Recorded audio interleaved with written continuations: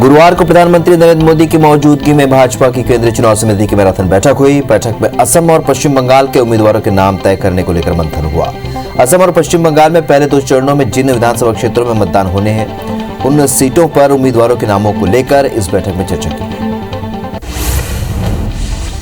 हालांकि बैठक में उम्मीदवारों के नामों की घोषणा नहीं की गई। सूत्रों के मुताबिक पार्टी शुक्रवार को दोनों राज्यों में उम्मीदवारों की पहली सूची जारी कर सकती है।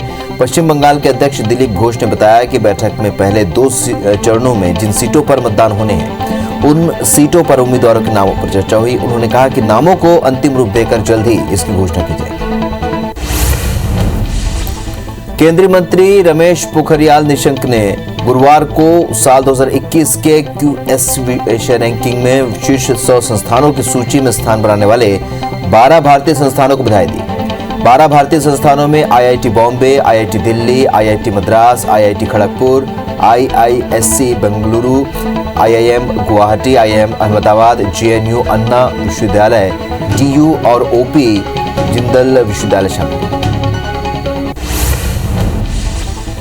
Bollywood celebs Taapsee Pannu, Anurag Kashyap 2 film production house और टैलेंट मैनेजमेंट कंपनियों के खिलाफ 2 दिन से मुंबई और पुणे में चले छापों के मामले में नया खुलासा हुआ है। CBDT ने बताया कि कुल 370 करोड़ रुपए की टैक्स चोरी का मामला सामने आया है। ये टैक्स चोरी शेयर ट्रांजैक्शन का अंडर वैल्यूएशन कर और फर्जी खर्चे दिखाकर हुई है। अहमदाबाद के नरेंद्र मोदी स्टेडियम में खेले जा रहे चौथे टेस्ट की पहली पारी में इंग्लैंड 205 रन पर सिमट गई। मैच का पहला दिन खत्म होने तक भारतीय टीम ने पहली पारी में 1 विकेट गंवाकर 24 रन बना लिए। टीम अब भी 181 रन से पीछे है। फिलहाल रोहित शर्मा 8 रन और चेतेश्वर पुजारा 15 रन पर नाबाद है। रायपुर के शहीद वीर नारायण सिंह में आज से road safety world series cricket tournament का आगाज होगा। मुख्यमंत्री भूपेश बघेल शुभारंभ के मौके पर शामिल होंगे। पहला मैच इंडिया लीजेंड्स और बांग्लादेश लीजेंड्स के बीच खेला जाएगा। छत्तीसगढ़ विधानसभा में आज भी हंगामे के आसार हैं। विधानसभा में अमानक उर्वरक कंपनियों पर कार्रवाई और BSUP मकानों में बुनियादी सुविधाओं के अभाव का मुद्दा उठेगा। दर्जन भर विभागों के अनुदान मांगों पर भी चर्चा होगी। मध्य प्रदेश विधानसभा में कई मुद्दों पर हंगामा हो सकता है। सदन में लॉ जिहाद के खिलाफ लागू धर्म स्वातंत्र्य विधेयक 2021 पारित हो सकता है। विधानसभा अध्यक्ष गिरीश गौतम ने सदन में इस विधेयक पर बहस करने के लिए 1.5 घंटे समय निर्धारित किया है। साथ ही विपक्ष सोयाबीन की खराब फसल का मुआवजा न देने समेत कई मामलों में घेर सकता है। दुनिया भर में कोरोना संक्रमितों का आंकड़ा 11 करोड़ 62 लाख को पार कर गया है। वहीं कुल मौत का आंकड़ा 25 लाख 80 हजार के पार पहुंच गया है और स्वस्थ होने वालों का आंकड़ा 9 करोड़ 18 लाख को पार कर गया है। 2 करोड़ 17 लाख एक्टिव मरीजों का इलाज जारी है। कोरोना को लेकर अमेरिका, कनाडा, फ्रांस और मेक्सिको में पाबंदी बढ़ा दी गई। देश में कोरोना संक्रमितों की संख्या 1 करोड़ 11 लाख 73 हजार के पार पहुंच गई है। एक दिन में 13,788 मरीज ठीक हुए हैं और अब तक 1,57,000 मरीजों की मौत हो चुकी है। एक्टिव केस 1,73,000 के पार पहुंच गए हैं। देश में पिछले 24 घंटे में नए मरीजों का आंकड़ा 16,824 पहुंच गया है। संक्रमण के मामले में भारत दुनिया में दूसरे नंबर पर पहुंच गया है। छत्तीसगढ़ में 24 घंटे में कोरोना के 235 नए मरीज से आंकड़ा अब 3,13,000 को पार कर गया है। एक्टिव मरीजों की संख्या 2,990 हो गई है। 3 मरीजों की मौत से आंकड़ा 3,851 पहुंच गया है। राज्य में 185 मरीजों की डिस्चार्ज होने के बाद आंकड़ा अब 3,06,693 हो चुका है। रायपुर में 67, दुर्ग में 30 और राजनांदगांव में 16 नए संक्रमित पाए गए। मध्य प्रदेश में कोरोना के 440 नए केस से संक्रमितों का आंकड़ा 2,63,000 को पार कर गया है। प्रदेश में एक मौत से अब तक का कुल आंकड़ा 3,866 पहुंच गया है। 228 मरीज के स्वस्थ होने के बाद अब 2,56,000 मरीज डिस्चार्ज हो चुके हैं और अभी प्रदेश में 3,308 एक्टिव मरीजों का इलाज जारी है। इंदौर में 162 नए मरीज से कुल आंकड़ा 60,210 पहुंच गया। महाराष्ट्र में कोरोना संक्रमण की रफ्तार बढ़ती जा रही है। 24 घंटे में 9,000 के करीब नए केस से 21,88,000 लोग संक्रमित पाए गए हैं। राज्य में 60 मौत के बाद अब तक 52,340 मरीजों की मौत हो चुकी है। प्रदेश में 85,144 एक्टिव मरीजों का इलाज जारी है। पुणे में 1,848 नए केस से संक्रमित अब 4,15,000 के पार हो गए। कोरोना के बढ़ते मामलों के मद्देनजर मध्य प्रदेश में मई तक पहली से 5वीं तक की क्लासेस नहीं लगेगी। मध्य प्रदेश के स्कूल शिक्षा मंत्री इंदर सिंह परमार ने कहा कि राज्य में 6वीं से लेकर 8वीं तक की क्लास पर भी जल्दी फैसला लिया जाएगा। मध्य प्रदेश में भोपाल और इंदौर में कोरोना के सबसे ज्यादा मामले सामने हैं। असम चुनाव के लिए बीजेपी नेताओं को प्रचार प्रसार की जिम्मेदारी सौंपी गई है। संतोष पांडे, संजय श्रीवास्तव, किरण देव, पूर्व एमएलए नवीन मार्कंडे, बीजेपी के 22 सीनियर नेताओं की सूची प्रचार के लिए बनी है। वहीं प्रदेश संगठन महामंत्री पवन साय ने पहले ही असम में मोर्चा खोल रखा है। अंबिकापुर में बजरंग दल के कार्यकर्ताओं ने नगर निगम का घेराव कर दिया। यहां धरना प्रदर्शन करते हुए उन्होंने भारत माता चौक पर प्रतिमा स्थापित करने की मांग की और साथ ही महापौर को ज्ञापन सौंपा। इस पर महापौर ने बजरंग दल को 1 महीने में मूर्ति स्थापना करने का भरोसा दिया। डबरा में बढ़ती महंगाई को लेकर कांग्रेस ने अनूठा प्रदर्शन किया। कांग्रेसियों ने ठेले पर बाइक और गैस सिलेंडर रखकर रैली निकाली और इस दौरान कांग्रेस कार्यकर्ताओं ने बीजेपी को महंगाई के लिए जिम्मेदार बताया। साथ ही पीएम मोदी के खिलाफ जमकर नारेबाजी की। फीस वृद्धि के विरोध में सैकड़ों एनएसयूआई कार्यकर्ता कटनी के तिलक कॉलेज का घेराव करने के लिए पहुंचे, लेकिन जैसे ही कार्यकर्ता कॉलेज गेट पर पहुंचे वैसे ही पुलिस ने उन पर वाटर कैनन से पानी की बौछार कर दी। इस दौरान पुलिस और कार्यकर्ताओं के बीच जमकर झुमाझटकी हुई। होशंगाबाद के मोकलवाड़ा गांव में बिजली कंपनी के अधिकारी और किसानों के बीच हुए विवाद का मामला रुकने का नाम नहीं ले रहा है। मामले में कांग्रेस प्रदेश सचिव पुष्पराज पटेल को जेल भेजने के आदेश दिए गए हैं, जिसके विरोध में कांग्रेसियों ने कलेक्टर और एसपी को ज्ञापन सौंपा।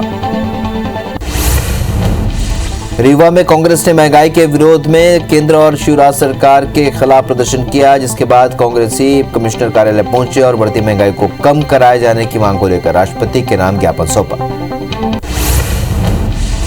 इंदौर सहित पूरे मध्य प्रदेश में 31 मार्च तक आपके द्वार आयुष्मान महीने का आयोजन किया जा रहा है और इसी कड़ी में इंदौर में गुरुवार को एक विशेष शिविर आयोजित किया गया, जिसका शुभारंभ सांसद शंकर लालवानी ने किया। इसके साथ लालवानी ने नवनिर्मित 13 बिस्तर वाले टीकाकरण केंद्र का भी लोकार्पण किया।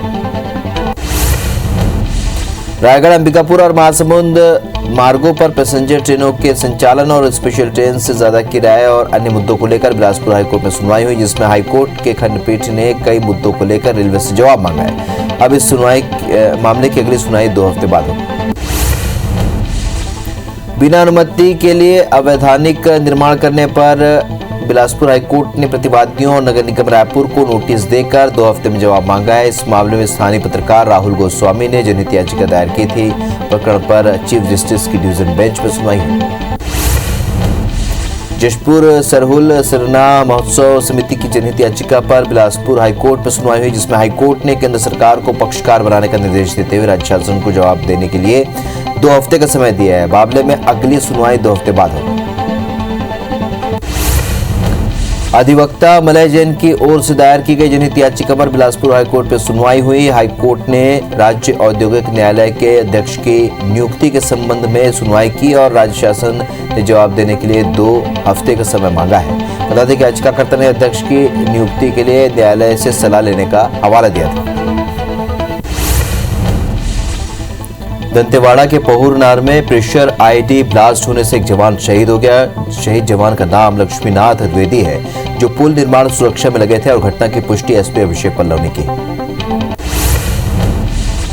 कटनी के बरी थाना क्षेत्र के विजय धाम मंदिर में लगे मेले में 3 दिनों की बच्ची को छोड़कर मां गायब हो गई। बच्ची की आवाज सुनकर लोगों ने तुरंत इनकी सूचना पुलिस को दी। बताया जा रहा है कि बच्ची को लेकर उसकी मां मेले में घूमने गई थी और उसे झड़ियों में छोड़कर भाग गई और पुलिस फिलहाल बच्ची की मां की तलाश में जुटी है। ग्वालियर में कारोबारी के घर पर डिलीवरी बॉय बनकर आए युवक ने लूट की घटना को अंजाम दिया। उसने घर में अकेली महिला को बंधक बनाकर लाखों रुपए लूट कर फरार हो गया। फिलहाल पुलिस सीसीटीवी की मदद से आरोपी की तलाश में जुटी है। धमतरी के अंगारा गांव में अतिक्रमण हटाने को लेकर हंगामा हो गया। गौठान के लिए अतिक्रमण हटाया जा रहा था और इसी दौरान कार्रवाई को रोकने के लिए एक शख्स ने अपने ऊपर केरोसिन डालकर आग लगाने की कोशिश की, जिसे मौके पर पहुंची पुलिस ने रोका, जिसके बाद शख्स की तबीयत अचानक बिगड़ गई। भोपाल पुलिस ने गांजे की पुड़िया बेचने वालों के खिलाफ बड़ी कार्रवाई की है। इतवारा चौराहे स्थित दुकान में कपड़ा बेचने की आड़ में कई सालों से गांजे की पुड़िया बेच रहा था। इस मामले में पुलिस ने 3 से 4 लोगों को हिरासत में लिया है और इससे पहले भी पुलिस ने रेड मारी थी। मुरैना के अफीम की खेती पर कार्रवाई जारी है। चंबल के बीहड़ों में हो रही अफीम की खेती पर कार्रवाई करते हुए पुलिस ने 20 क्विंटल 20 क्विंटल अफीम जब्त किया है। अब तक हुई कार्रवाई में पुलिस 10 करोड़ से भी ज्यादा की अफीम जब्त कर चुकी है और 4 नामजद और 2 अज्ञात आरोपियों पर केस भी दर्ज किया। सूरजपुर के साल्ही गांव में एक युवक ने मां के मोबाइल खरीदने से मना करने पर खुद को आग लगा लिया, जिसे जिंदा जलता देख मां ने उसे बचाने के लिए पड़ोसियों से गुहार लगाई, जिनकी मदद से आग पर काबू पाया गया और मेडिकल कॉलेज अस्पताल में भर्ती कराया गया, जहां इलाज के दौरान चंद घंटे में उसकी मौत हो गई। बलरामपुर के दुर्गापुर गांव में एक युवक की संदिग्ध परिस्थितियों में लाश मिली, जिससे इलाके में सनसनी फैल गई। शंकरगढ़ पुलिस के मुताबिक युवक की हत्या कर उसकी लाश को खेत में फेंक दिया गया था। मृतक का नाम भजन राम है, जो पहरी गांव का रहने वाला है, जो अपने दोस्त के बारात में आया था।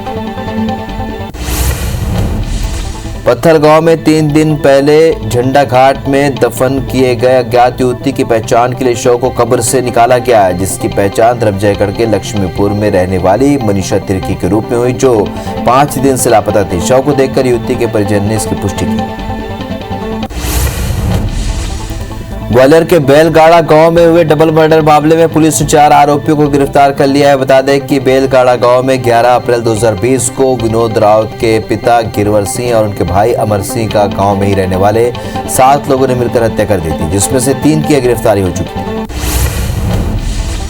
बिलासपुर के तारबहार स्थित व्यवसायी के सूने मकान में हुई चोरी के मामले में पुलिस ने एक आरोपी को गिरफ्तार कर लिया है, साथ ही उसके पास से 10 लाख रुपए का सामान भी बरामद किया है। बीते महीने आरोपी ने व्यापारी के सूने मकान से 17 तोला से भी ज्यादा सोने और चांदी के जेवर सहित 12 लाख की चोरी की थी। 17 में 25 फरवरी को रिलायंस पेट्रोल पंप में हुए लूट के आरोपियों को पुलिस ने गिरफ्तार कर लिया है। पुलिस के मुताबिक इस लूट की घटना का मास्टरमाइंड पंप कर्मी ही था, जिसने एक अन्य के साथ मिलकर महज 45 सेकंड के भीतर वारदात को अंजाम दिया था। पूरी घटना सीसीटीवी में कैद हो गई। राजधानी रायपुर में पुलिस ने एक महिला के साथ छेड़छाड़ करने और जान से मारने की धमकी देने वाले शिक्षा विभाग के लिपिक के खिलाफ एफआईआर दर्ज की है। पीड़ित आरोपी पीड़िता की दुकान पहुंचकर बेइज्जत करने की नियत से उसके साथ छेड़छाड़ की और एसिड डालकर जान से मारने की धमकी दी। आरोपी लिपिक फिलहाल फरार है। पुलिस उसकी पतासाजी में जुटी है। खरगोन में 2 अलग अलग घटनाओं में नाबालिग से छेड़छाड़ करने वाले आरोपियों के खिलाफ पुलिस ने केस दर्ज कर लिया है। एक मामले में 55 साल के आरोपी बुजुर्ग को न्यायालय में पेश किया गया, वहीं दूसरे मामले में आरोपी की तलाश जारी है। पहली घटना कोतवाली जबकि दूसरी बोहरा बाखल क्षेत्र की है। जगदलपुर में 26 फरवरी को टायर दुकान से चोरी के मामले में मध्य प्रदेश पुलिस ने 2 आरोपियों को गिरफ्तार किया। दोनों आरोपी चोरी के टायरों को गाड़ी में भरकर ग्वालियर ले जा रहे थे और इस बीच सागर के बांदरी पुलिस ने गाड़ी को रोककर दोनों से पूछताछ की, जिसमें दोनों ने गुनाह कबूल कर लिया। सिवनी में लगातार बढ़ रही चोरी की वारदातों से शहर के लोग परेशान हैं। बीती रात बदमाशों ने 6 अलग अलग जगहों में चोरी की वारदात को अंजाम दिया और इस बीच चोरी की एक घटना शराब दुकान में लगे सीसीटीवी में कैद हो गई, जिसके आधार पर अब पुलिस साइबर सेल की मदद से आरोपियों की तलाश में जुटी है। कोरबा में एससीसीएल कोयला खदान में हुई फायरिंग मामले में पुलिस ने सीआईएसएफ के एसआई के खिलाफ केस दर्ज कर लिया है। जांच में एसआई उदय कुमार की कहानी झूठी निकली। आज जवान पर आरोप है कि उसने जानबूझकर फायरिंग किया और पुलिस को गुमराह करने की कोशिश की। फायरिंग में एक व्यक्ति घायल हो गया।